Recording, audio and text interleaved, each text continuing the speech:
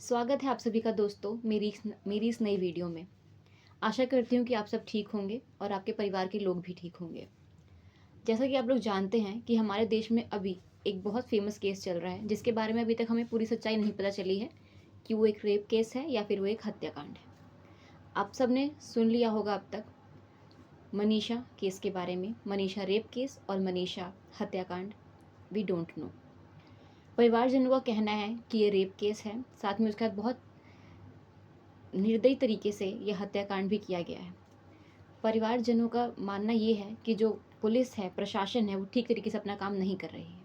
हमारे देश में आए दिन ऐसी घटनाएं होती रहती हैं जिसके बारे में हमें पता भी नहीं चलता है और हमारी सुप्रीम कोर्ट इस बारे में कोई कड़ा निर्णय लेती भी नहीं है। ज़रूरत है हमें एक कड़ा निर्णय लेने की हमारे देश की बेटियों के लिए, ताकि वो हमेशा सुरक्षित रहें और सेफ रहें। मैं अब आपके सामने कुछ ऐसे तथ्य पेश करूंगी जो अब तक मनीषा केस में घटित हुए हैं, क्योंकि आगे की जो रिपोर्ट है उसके बारे में हमें पता नहीं चला है, वो हमें धीरे धीरे पता चलेगा। तो जितनी भी घटनाएं अभी तक घटित हुई है इस केस में, मैं आपको उसकी जानकारी दूंगी। तो मेरे साथ बने रहिए इस वीडियो में। तो जैसे कि हम लोग जानते हैं कि मनीषा एक प्राइमरी स्कूल टीचर थी जो कि 19 साल की थी। रिपोर्ट्स में कहा जा रहा है कि वो 19 साल की थी, पर उनके दादाजी का ये कहना है कि वो 18.5 साल की यानी 18.5 ईयर्स की थी, जो कि प्राइमरी स्कूल की 3rd क्लास को पढ़ाती थी। और ये एक भिवानी केस है, हरियाणा में डिस्ट्रिक्ट है भिवानी, वहाँ का ये केस है। हम लोग जानते हैं कि वो एक प्राइमरी स्कूल की टीचर थी और वो बीएससी नर्सिंग के लिए फॉर्म भरने जाती हैं अपने स्कूल से। वो घर पे अपने पापा को कॉल कर देती हैं कि पापा मैं आज लेट हो जाऊंगी, मुझे शाम के 5 साढ़े 5 बज जाएंगे घर आते आते, तो आप मेरी चिंता मत कीजिएगा। वो एक बस ड्राइवर के साथ अपने घर जाती थी। बस ड्राइवर यानी जो इनके स्कूल का जो बस ड्राइवर था, जो उनको उनके घर से लेने भी आता था और वापस छोड़ने भी जाता था, क्योंकि वो स्कूल वैन थी। तो उन्होंने मना कर दिया था कि वो आज नहीं आएंगे अपने बस ड्राइवर को, और साथ ही अपने पापा को इन्फॉर्म कर दिया था कि आज वो लेट हो जाएंगे आने में, क्योंकि बीएससी नर्सिंग के फॉर्म निकले हैं तो उन्हें वो भरना है। एडमिशन लेना चाहती थी, वो नर्सिंग कोर्स करना चाहती थी। साथ ही अपनी फाइनेंशियल स्टेटस को सुधारने के लिए वो प्राइमरी स्कूल में टीचर भी थी। वो एक बहुत होनहार लड़की थी, बहुत समझदार और सुलझी हुई लड़की थी, जैसा कि उनके परिवार का कहना है और जैसे उनके गाँव समाज का कहना है। हमें इस केस में पता चलता है कि वो 11 तारीख को फॉर्म भरने के लिए निकलती हैं और वो कॉलेज जाती हैं, पर कॉलेज वालों का कहना है कि वो वहाँ पे नहीं आई हैं और ना ही वहाँ पे किसी भी तरह का सीसीटीवी कैमरा फुटेज मिलता है कोई, और उनके परिवार वालों को मना कर दिया जाता है। शाम 6:30 बजे के करीब जिस दिन वो लेट हो जाती है, उनके घर वाले कहते हैं कि लेट कैसे हुई, उसने बोला था, मतलब मनीषा ने उनको कॉल किया था और उन्होंने बोला था कि पापा मैं शाम 5 बजे या 5:30 बजे के करीब आ जाऊँगी। पर जब टाइम ज़्यादा हो जाता है तो घर वालों को चिंता होती है, तो वो लोग कहते हैं कि आती ही होगी अभी, अब दूसरी बस आएगी तो वो साथ में आ जाएगी। पर जब वो नहीं आती हैं, 6:26 के आसपास मनीषा के फ़ोन से कॉल जाता है उनके पापा को, जो कॉल होती है सिर्फ 10 सेकंड की, और वो कुछ बोलती नहीं है उस वीडियो में, कोई आवाज़ नहीं होती। फिर इनके पापा वहाँ से कॉल बैक करते हैं, वो कॉल नहीं उठाते, उनका फ़ोन बंद हो जाता है। तो इन्हें लगता है कि हमारी बेटी के साथ कुछ घटना घट गई है। फिर इनके पापा बस लेते हैं, बस से जाते हैं उसी कॉलेज में जहाँ की वो बात करती हैं। वो कॉलेज जाते हैं, कॉलेज जाते हैं तो वहाँ पे कुछ स्टाफ होता है जो कि ड्रिंक करके बैठे होते हैं। साफ पता चलता है उनको देखने से कि उन्होंने ड्रिंक कर रखी है। जब वो पूछते हैं कि आपने इस नाम की लड़की को देखा है, ऐसी लड़की को देखा है, तो सीधा मना करते हैं कि ऐसी कोई लड़की है नहीं। फिर उनके पापा 112 नंबर पे कॉल करते हैं। आपको बता दूँ, 112 जो नंबर है वो हमारे पूरे इंडिया में चलता है, हेल्पलाइन नंबर है फॉर गर्ल्स, तो हम इसका यूज़ करते हैं। उसी नंबर पे उनके पापा ने कॉल किया।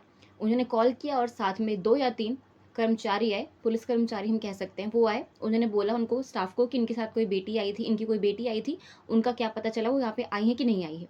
उन्होंने सीधा मना करा। फिर उन्होंने बोला कि सर ऐसी बात है कि मेरी बेटी नहीं आई है, तो मुझे सीसीटीवी फुटेज दिखा दिया जाए।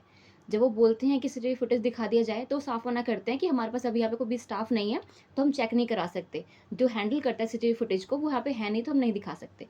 जब ये घटना इतनी, मतलब मैं समझ नहीं पा रही कि पुलिस वहाँ पे गई है, लड़की गायब है, आप चेक क्यों नहीं कर रहे? जब एक लड़की गायब है तो ये आपको करना ही चाहिए चेक, आप कैसे मना कर सकते हैं?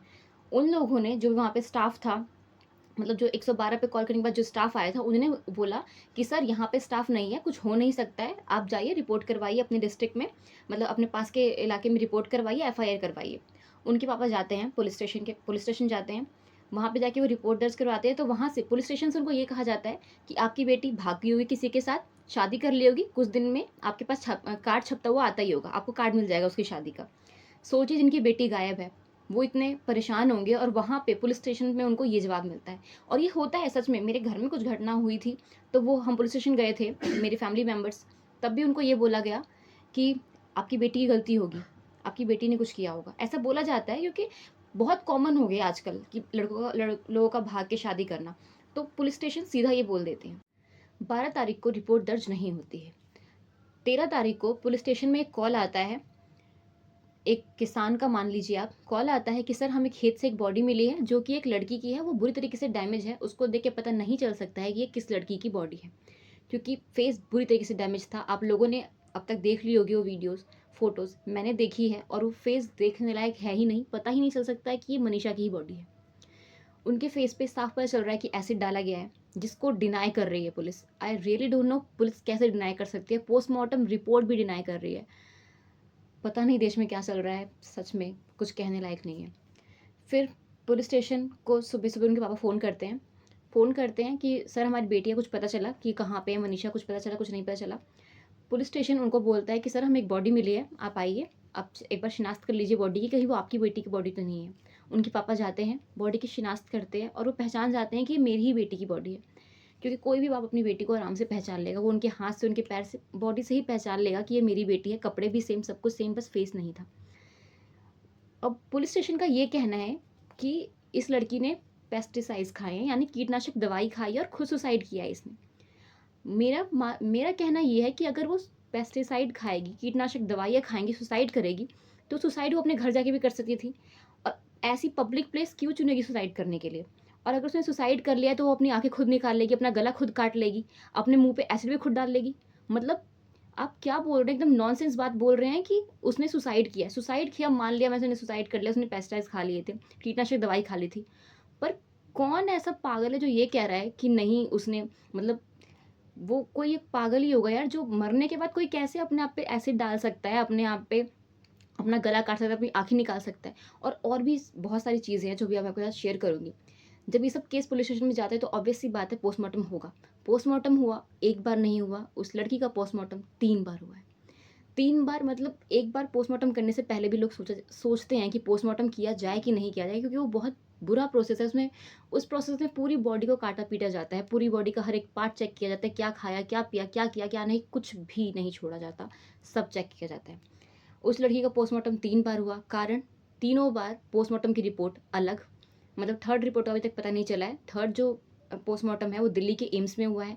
फर्स्ट हुआ था वही भिवानी में उनके डिस्ट्रिक्ट में। सेकंड हुआ था रोहतक में, क्योंकि फर्स्ट रिपोर्ट से संतुष्ट नहीं थे घर वाले, सेकंड होना ज़रूरी था, सेकंड हुआ और उससे भी संतुष्ट नहीं हुए, क्योंकि दोनों रिपोर्ट्स अलग आ गई। अगर रिपोर्ट में कोई हेराफेरी नहीं होती तो दोनों सेम आनी चाहिए थी, पर दोनों रिपोर्ट अलग है, इसीलिए कल उनका थर्ड पोस्टमार्टम हुआ है और वो दिल्ली में हुआ है। और पोस्टमार्टम रिपोर्ट जो इस चीज़ को और गंभीर बनाती है वो ये है, फर्स्ट पोस्टमार्टम रिपोर्ट में ये आया कि लड़की जिस कंडीशन में हमारे पास आई है उसमें उसकी सलवार का नॉट खुला हुआ है। कोई लड़की जब मरेगी, सुसाइड करेगी, तो अपनी सलवार का नॉट खोल के नहीं सुसाइड करेगी। This is something making sense seriously. Second, उस पोस्टमार्टम रिपोर्ट में साफ आया है कि उनके सलवार पे, उनके अंडर गारमेंट्स में एग्रेशन के निशान हैं, जैसे कि खींचतानी की गई है उनके साथ। ये रिपोर्ट है। थर्ड थिंग ये है कि उनके जो शोल्डर है, उनका शोल्डर डैमेज है, इस तरीके से डैमेज है कि वो बस अभी गिर जाएगा, साफ पता चल रहा है। मतलब रिपोर्ट में ये मेंशन है कि ऐसा लग रहा है कि उस लड़की के बॉडी पे एसिड वगैरह कुछ गिरा हुआ है, क्योंकि वो हाथ ऐसा है कि अभी टूट के गिर जाएगा बस। उस रिपोर्ट्स में ये है। फर्स्ट रिपोर्ट में ये भी सामने आया है कि उनका जो गला है वो धारदार हथियार से काटा गया है। रिपोर्ट में ये मेंशन है कि जो गला है उस पर हमला किया गया और वो धारदार हथियार से काटा गया हुआ है। और भी कुछ बातें हैं जो सामने आई हैं, पर मैं यहाँ पे नहीं बोल सकती हूँ। साथ ही फर्स्ट पोस्टमार्टम रिपोर्ट में यही माना गया कि उन्होंने मनीषा की ओवरी और जो यूट्रस है, यानी गर्भाशय है जो, वो निकाला है टेस्ट के लिए, जो कि टेस्ट के लिए लैब में गए हुए हैं। पर परिवार वाले इस रिपोर्ट से संतुष्ट नहीं थे, तो उन्होंने बोला कि हमें सेकंड पोस्टमार्टम भी करवाना है, जस्ट बिकॉज क्योंकि लड़की का नॉड खुला हुआ है और मतलब एग्रेशन के निशान हैं, तो ऐसे कैसे है कि कुछ हादसा नहीं हुआ होगा। उनको शक था कि शायद रेप भी हुआ है, इस वजह से सेकंड पोस्टमार्टम भी हुआ। पर सेकंड पोस्टमार्टम में क्या रिपोर्ट सामने आती है, उसमें ये सामने आता है, वो लोग मानते हैं कि नहीं, बॉडी पे जो है वो मिट्टी का निशान है। मतलब फर्स्ट पोस्टमार्टम हो चुका है, उस टाइम में मिट्टी का निशान बॉडी से कहीं नहीं गया। सेकंड में ये मेंशन है कि जो लड़की है उसके हाथ पे और उसकी बॉडी पे मिट्टी लगी हुई है। What is this? वहाँ पे कहीं मेंशन नहीं है कि हाँ, जो लड़की है उसका हाथ वो मतलब टूट के गिरने वाला है या फिर कुछ एसिड के मार्क्स हैं। उसमें यही बोला गया कि लड़की का जो हाथ है, लड़की का जो गला है, वो काटा नहीं गया है, उसे किसी कुत्ते ने या फिर किसी जानवर ने खाया है। आपको लगता है कि अगर कोई जानवर किसी भी इंसान को खाएगा तो सिर्फ़ गर्दन से खाएगा, बाकी बॉडी पार्ट से उसका ध्यान नहीं जाएगा, वो बस गर्दन खाएगा। और अगर वो खाता भी है तो जिस एरिया में उसने खाया होगा, उस एरिया में कहीं न कहीं उस बॉडी के पार्ट्स, मांस, खून ये सब गिरा होगा कि नहीं गिरा होगा? अगर कोई जानवर खाएगा तो वो ऑब्वियसली ऐसा करेगा, वो उठा के कहीं और पूरी बॉडी को नहीं लेकर जाएगा, वहाँ पे निशान होने चाहिए। सेकंड, जो इस रिपोर्ट में ये बोला गया, सेकंड पोस्टमार्टम रिपोर्ट में भी ये बोला गया कि इस बॉडी से यूट्रस और ओवरी तो गायब है ही, मतलब वो तो पोस्टमार्टम जब फर्स्ट पोस्टमार्टम हुआ तो उन्होंने माना कि हमने इसको लैब में भेजा हुआ है। लेकिन उन्होंने ये बोला सेकंड रिपोर्ट में, सेकंड पोस्टमार्टम रिपोर्ट में ये भी आया कि बॉडी के और पार्ट्स भी गायब हैं। घर वालों का ये बोलना है कि ऑब्वियसली आँखें नहीं है उनकी, आँखें निकाली गई हैं, यूट्रस और ओवरी निकाली गई है, जो कि डॉक्टर ने निकाली ये तो पता है, लेकिन आँखें किसने निकाली, इसका कुछ पता नहीं है। घर वालों का ये भी बोलना है कि श्वास नली जो है वो भी निकाली गई है, वो भी बॉडी में नहीं है। और क्योंकि सेकंड पोस्टमार्टम रिपोर्ट में ये बोला गया है कि और भी बॉडी पार्ट्स और भी ऑर्गन गायब है। इसीलिए ये जो चीज़ें हैं ये और भी ज़्यादा इस केस को कॉम्प्लिकेटेड बनाती है कि दोनों रिपोर्ट अलग कैसे हो सकती है। अगर कुछ सही होता, अगर कुछ रिपोर्ट गड़बड़ नहीं होती तो दोनों रिपोर्ट सेम आनी चाहिए थी। इसीलिए परिवार की मांग पे उनका थर्ड पोस्टमार्टम फिर दिल्ली में कल हुआ है और आज सुबह उनका अंतिम संस्कार भी हो गया। घर वाले नहीं चाहते थे अंतिम संस्कार हो, पर मजबूरी में उन्हें करना पड़ा, क्योंकि आप जानते हैं 11 तारीख को लड़की गायब हुई है। हत्या हत्या कब हुई अभी तक ये पुलिस पता ही नहीं लगा पाई। रिपोर्ट में कहीं भी मेंशन नहीं है कि उनकी जान इस टाइम पे गई है। रिपोर्ट में मेंशन हो जाता है कि इतने बजे इतने मिनट पे जान गई होगी, पर रिपोर्ट में कहीं मेंशन नहीं है। सेकंड थिंग, अगर आप ये बोल रहे हैं, पुलिस का कहना ये है, आई डोंट नो पुलिस क्यों इस बात को प्रूव करने में लगी हुई है कि उसने पेस्टिसाइड्स यानी कि कीटनाशक दवाइयाँ खाई हैं, जबकि ना आपके पास कोई सीसीटीवी फुटेज है कि उसने पेस्टिसाइड्स खरीदा है, कीटनाशक दवाइयाँ खरीदी है, या फिर कहीं उसने साइन करा होता। ऐसे कोई दवाई नहीं दे सकता है किसी को भी। उन्होंने साइन किया होता है कि हाँ, ये मैं दवाई खरीद रही हूँ, आपके पास कोई प्रूफ नहीं है उसका। जहाँ पे ये उनकी बॉडी मिली, वहाँ पे वो शीशी मिलनी चाहिए थी ज़हर की। उन्होंने खाया होगा तो वहीं कहीं पड़ी होगी ना, वो क्यों नहीं मिली वहाँ पे? आपने टेस्ट क्यों नहीं किया? उस दिन क्यों नहीं मिला? वो प्रूफ करने पे लगे हैं कि उन्होंने सुसाइड ही किया है। सुसाइड किया है यार, मान लो अगर उन्होंने सुसाइड किया है तो वो अपने आप को क्यों इतना हार्म करेंगी? मतलब कोई इंसान ज़हर खाने के बाद अपने आप पे तेज़ाब भी डाल लेगा, अपना गला भी काट लेगा, अपनी जो आँखें हैं वो भी निकाल लेगा। मतलब और भी कुछ चीज़ें जो इस केस को और ज़्यादा पेचीदा बनाती हैं वो ये है कि जब सेकंड पोस्टमार्टम हुआ उस टाइम की कोई भी वीडियोग्राफी नहीं है। जब भी किसी चीज़ का किसी भी इंसान का पोस्टमार्टम होता है तो ये ज़रूरी होता है कि उसकी प्रॉपर वीडियोग्राफी की जाए, ताकि कोई भी जो प्रूफ है वो ना चूके, प्रूफ सबके पास हो और ये भी पता चले कि कहीं किसी डॉक्टर ने कोई छेड़छाड़ तो नहीं की है बॉडी के साथ, या फिर कोई सबूत मिटाने की कोशिश तो नहीं की गई है। इसीलिए उसकी प्रॉपर वीडियोग्राफी होती है। पर सेकंड पोस्टमार्टम की हमारे पास कोई भी वीडियोग्राफी नहीं है। वो सार्वजनिक वैसे भी नहीं की जाती, पर परिवार वालों का कहना है कि पोस्टमार्टम की कोई भी वीडियोग्राफी नहीं की गई है, कोई भी हमारे पास नहीं है। क्यों नहीं है? होना ज़रूरी था। और साथ ही पोस्टमार्टम जब भी होता है तो सरकारी हॉस्पिटल में ही होता है। और चीज़ें ये कि जब लोगों ने बोला कि प्रॉपर तरीके से जो पुलिस है वो जाँच पड़ताल नहीं कर रही है। उसके पीछे कारण ये है कि लड़की की बॉडी गायब रही, 11 तारीख को वो गायब हुई है, 13 को वो मिली है, और जो उनकी बॉडी है वो सिर्फ़ और सिर्फ़ स्कूल से 500 मीटर की दूरी पे है और घर से 1 से 2 किलोमीटर की दूरी पे है, जो कि इतना दूर नहीं है। अगर किसी की कोई बेटी गायब होती है तो वो पूरा गाँव समाज छान मार लेते हैं, पर उनको वो नहीं मिली, यानी कि वो बॉडी बाद में रखी गई थी। और अगर आप मानते हैं कि वो जो बॉडी है वो कुछ दिन से वहाँ पे पड़ी हुई है, तो लोगों ने नहीं देखा। वहाँ पे खेती होती है, वहाँ पे प्रॉपर लोग जाते हैं, पर लोगों को दिखी नहीं वो बॉडी। 1-2 दिन से वो बॉडी नहीं दिखी, और उसे कोई जानवर खा रहा है, कुछ कर रहा है तो भी लोगों को नहीं दिखी। मतलब कैसे कोई इंसान उसको नहीं देख सकता है? बॉडी को साफ-साफ दिख रहा है आपको, ये खुली बॉडी खुले खेत में पड़ी है। ये भी नहीं कि खेत के बीच में, जंगलों के बीच में पड़ी हुई है, जहाँ पे लोग ना देखें। वो साफ बॉडी दूर से ही दिख जाएगी किसी की कोई बॉडी पड़ी हुई है। पर आपको नहीं दिखी वो। जब ये सब चीज़ें सामने आई कि प्रॉपर तरीके से जाँच पड़ताल नहीं हो रही, तो वहाँ के जो एसपी है उनको सस्पेंड किया गया। साथ ही जो वहाँ के सीएम हैं उन्होंने बोला कि हम पूरी जाँच पड़ताल करेंगे, जो भी दोषी हैं उनको हम सज़ा दिलवाएँगे। पर जब ये बात पता चला, जब ये बात सामने आई, लोगों ने जब ये स्टेटमेंट जारी हो गई है सीएम के द्वारा, उसके बाद जो पुलिस स्टेशन है उन्होंने, मतलब पुलिस वालों ने ये किया कि वहाँ से उनको सडनली एक उनको नोट मिल जाता है, जिसको सुसाइड नोट कहते हैं, जिस पे कुछ चीज़ें लिखी हुई हैं कि मम्मी-पापा आप लोगों को मेरी वज़ह से बहुत कष्ट हो रहा है, और मतलब जो भी पारिवारिक चीज़ें हैं वो लिखी गई है। लेकिन अगर वो सुसाइड नोट है तो वो पेन से लिखा होना चाहिए, वो प्रिंटेड है। वो प्रिंटेड सुसाइड नोट उनको मिलता है, वो भी बॉडी बॉडी की मतलब उस जगह से कुछ दिन बाद। प्रॉपर उस जगह की इन्वेस्टिगेशन उसी दिन होनी चाहिए, कोई भी सबूत वहाँ पे नहीं छोड़ना चाहिए। अगर वहाँ पे कोई भी दारू की बोतल है, कोई भी कैन है, कोई भी चीज़ खाई पी गई है, कुछ भी सबूत है, वहाँ पे खून है, चाहे कुछ भी हो, सलाइवा वगैरह सब कुछ इकट्ठा किया जाता है, पैरों के निशान हो गए, कुत्तों के निशान हो गए, जानवरों के हो गए, तो वो होना चाहिए, पर वो नहीं है, क्यों नहीं है? आप लोगों ने प्रॉपर तरीके से जाँच-पड़ताल क्यों नहीं की? जब ये सब कुछ सामने आया तो पुलिस ने इसको पूरे केस को सुसाइड केस साबित करने की कोशिश करी, जो कि परिवारजनों का और सबका मना है, सबका कहना है कि ये नहीं है, ये हो ही नहीं सकता, क्योंकि यार वो सुसाइड कहीं से नहीं लग रहा है।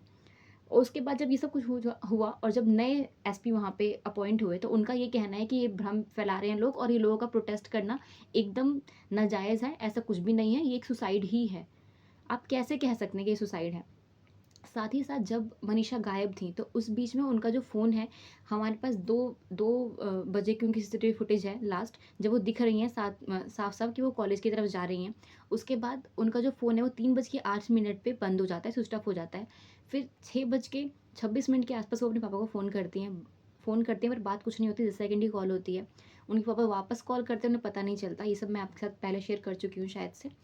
तो मतलब और रात को भी 12 बज के 4-5 मिनट में फिर से फ़ोन ऑन होता है। ये फ़ोन इतनी बार ऑन ऑफ हुआ है, पुलिस को पता चला है कि हाँ, ये ऑन ऑफ हो रहा है, लेकिन वो फ़ोन कहाँ है वो अभी तक पता नहीं। फ़ोन कहाँ गायब हुआ किसी को नहीं पता, फ़ोन के पार्ट्स मिले हैं, मतलब फ़ोन का कवर मिला है, पर फ़ोन का कुछ अता पता नहीं। मैं बस यही कहना चाहूँगी आप लोगों को कि हमारे देश में क्या चल रहा है, क्या से क्या रुख मोड़ा जाता है इसको। परिवारों का सीधा कहना है कि जो स्टाफ है कॉलेज का, वो बहुत बड़े लोग हैं, वो लोग हमारे को दबाना चाहते हैं। मैंने उसकी वीडियो देखी, उसके भाई की रोती हुई वीडियो देखी, उसके दादा की देखी है मैंने, उनके पापा की देखी है, उनके दादा रो रहे हैं अपनी पोती के लिए, उनको कुछ बातें याद भी नहीं रहती अब। वो मतलब वो परिवार टूट चुका है, वो इतना छोटा परिवार था, इतना गरीब परिवार था, पर सब उनको दबा रहे हैं। कमेटी उनके पापा कह रहे थे कि कमेटी जो फैसला लेगी हम वो मानेंगे। कमेटी ने बोल दिया कि हम दाह संस्कार कर देते हैं बच्ची का, और वो हो भी गया, आज सुबह वो हो भी गया दाह संस्कार। और मतलब हम कितना अगर हमें न्याय नहीं मिल रहा तो हम उस बॉडी को और कष्ट नहीं दे सकते हैं। आप जानते हैं 11 तारीख से गायब है और आज 21 तारीख हो चुकी है। क्या हुआ होगा उस बॉडी के साथ? 21-22 तारीख आज हो चुकी है। और और आपको मैं क्लिप्स लगा दूँगी, आप देख सकते हैं जब उनके दाह संस्कार हो रहा है उस टाइम पे उस बॉडी से कितनी स्मेल आ रही होगी। सबने अपना नाक बंद कर रखा है, सबने अपने नोज़ को कवर कर रखा है। आप बॉडी की हालत सोच भी नहीं सकते। 3 बार पोस्टमार्टम, 3 बार उस बॉडी के साथ काटा-पीटी की गई है। अभी तक हमें कुछ पता नहीं है, पोस्टमार्टम हो चुका है, जो अभी फ़िलहाल जो केस है वो सीबीआई के हाथ में है, पर सीबीआई का जो सक्सेस रेट है वो 60-70% के आसपास रहता है। पर हम लोग जानते हैं कि सीबीआई अच्छा काम करती है, पर कितना अच्छा। जब सुशांत राजपूत वाला केस हुआ, उस कुछ पता नहीं चला हमें, उसको ही बोला गया, मतलब उनके तो पूरे गले पे मार्क्स ऐसे थे जो पता चल रहा था कि सुसाइड नहीं है, मर्डर है, पर कुछ भी नहीं हुआ। आरुषि मर्डर केस जो था, आरुषि हत्याकांड, उसका भी कुछ पता नहीं है। फिर जो निठारी में जो केस हुआ था, जो नौकर और मालिक मिलके बच्चों को खा जाते थे, उसका भी हमें तक कुछ नहीं पता चला अभी तक, क्योंकि मतलब पता है क्या, जो मालिक था, मेन मालिक, उसको सज़ा नहीं हुई, नौकर को सज़ा मिली, वो भी अब आने वाला है बाहर। ऐसी बहुत से केस हैं, तो हमें हम ये नहीं कह सकते कि पता नहीं क्या होगा, पर हम उम्मीद यही करते हैं कि मनीषा मनीषा को हमारे को न्याय मिलेगा, लोगों को न्याय मिलेगा, उनके परिवार के साथ न्याय होगा। और हम नहीं चाहते कि ऐसा कुछ और आगे हो, हम चाहते हैं कि अच्छी से अच्छी और कड़ी से कड़ी सज़ा मिले लोगों को, क्योंकि ऐसे बहुत से केस हैं जिनको बेल मिल जाती है आराम से। निर्भया हत्याकांड हुआ, निर्भया के जो 5-6 जो अपराधी थे, सबको सज़ा मिली, एक को छोड़ दिया गया, क्यों? क्योंकि वो नाबालिग था। मानती हूँ नाबालिग था वो, लेकिन सबसे ज़्यादा बुरा काम, सबसे ज़्यादा घटिया काम उसी उसी ने किया था, उसी का हाथ था, पर वो अभी हमारे देश के किसी ज़िले में, किसी राज्य में दर्जी का काम कर रहा है। और मतलब दर्जी का काम कर रहा है, और ठीक है, क्योंकि उनकी आइडेंटिटी छुपानी होती है, तो हमें हमको नहीं बताना चाहिए कि वो नाबालिग था उस टाइम पे। ऐसी बहुत सी चीज़ें, बहुत से लोगों को सिर्फ़ इसलिए बेल मिल जाती है कि सुप्रीम कोर्ट ये कह देते हैं कि जो रेप केस अभी नहीं पता हमें ये रेप केस है कि नहीं है, पर जो रेप केसेज़ होते हैं उसमें सुप्रीम कोर्ट ये बोल देती है कि ये ज़्यादा ब्रूटल तरीके से नहीं हुआ। मतलब आप ये क्या कहना चाहते हैं? रेप हुआ है तो आप उसमें ये देखेंगे ब्रूटल तरीके से है कि नहीं है। हम एक प्रॉपर कानून चाहते हैं, हम चाहते हैं यहाँ पे सऊदी अरेबिया जैसा कानून बने रेप केस के लिए।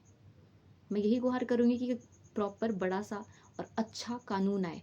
क्योंकि मैंने अभी हाल ही में बहुत सारे केसेस पढ़े हैं जिसमें सिर्फ़ इसलिए अपराधियों को छोड़ दिया गया है कि जो रेप है ये ब्रूटल तरीके से नहीं किया गया। रेप होता है, भले ही वो ब्रूटल तरीके से किया जाए या ना किया जाए। आप लोगों का बहुत धन्यवाद मेरे साथ इस वीडियो में बने रहने के लिए। आपने सुना, मैं आशा करती हूँ कि इस वीडियो को आप शेयर कीजिएगा। प्लीज़ इसे शेयर कीजिए ताकि आपको पता चले, दुनिया को पता चले कि देश में चल क्या रहा है, हो क्या रहा है। और आप लोगों का बहुत धन्यवाद इस वीडियो में बने रहने के लिए। मैं मानती हूँ ये वीडियो बहुत लंबी हो गई है, पर ज़रूरी था, मैंने हर एक डायमेंशन आपके साथ शेयर किया है। So please support me and support girl power girl power, we have to understand that girl and boys are equal, और हम सबको एक साथ खड़ा रहना है। हम सबको एक साथ इस चीज़ के खिलाफ आवाज़ उठानी है। आज कोई भी सेफ़ नहीं है। कोई भी लड़की बाहर जाती है तो वो सेफ़ है ही नहीं, वो फ़ील ही नहीं करती सेफ़। अगर आप अकेले चल रहे हैं रोड पे और सामने से 4 2 लड़के आ गए ना, आप सेफ़ फ़ील नहीं करेंगे। आपको डर लगेगा कि कहीं वो कमेंट पास ना कर दे कुछ, और फिर आपके दिमाग में वही चलता रहेगा। ये सोसाइटी हो गई हमारे देश में। एक्टर वगैरह क्यों सेफ़ है? क्योंकि वो लोग साथ में बॉडीगार्ड्स रखते हैं यार, बॉडीगार्ड्स कैरी करते हैं अपने साथ। पर आम लड़की क्या करे? उसके आपको दिख रहा है वो रोड पे अकेले चल रही हैं। क्या हुआ उनके साथ में कुछ पता ही नहीं है। पर कहना यही है कि ये नॉर्मल, मतलब सुसाइड तो नहीं था, ये हत्याकांड ही था, या फिर रेप केस जो कहें। आप लोगों का बहुत बहुत धन्यवाद मेरे साथ जुड़े रहने के लिए।